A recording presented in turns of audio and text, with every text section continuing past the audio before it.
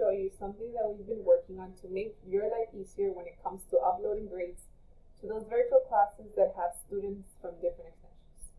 Before, when you used to upload grades, you needed to go to Mi Acceso, and based on the list of students that you had, you need to select the extensions that they belong to. We have, together with the Department of Technology, worked on changing that so that you're able to see all the students in one place without having to sign out and sign in and look them up in different places. So what you do is you simply go to Mi Acceso, select teachers, and based on the extensions that your students are at, for example, if you have one student that is from Sede, you select that extension, you write down your username and password to log in.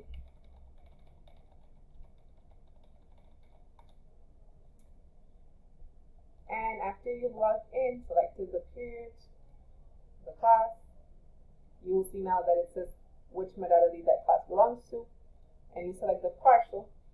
You will be able to see all your students in one place. It will tell you where they're from, but you will be able to assign the grades right there and just simply click guardar cambios, and everything will be saved into the system.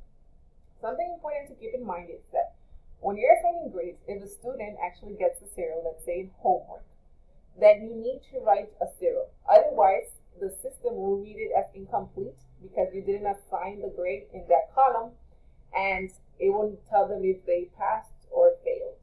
So that's something to keep in mind.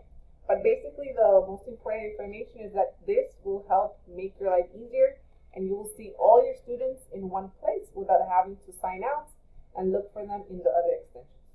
If there is one student that's missing, as usual, please inform the supervisor or coordinators so that they can proceed to help you. I hope that this is useful, and if you have any questions,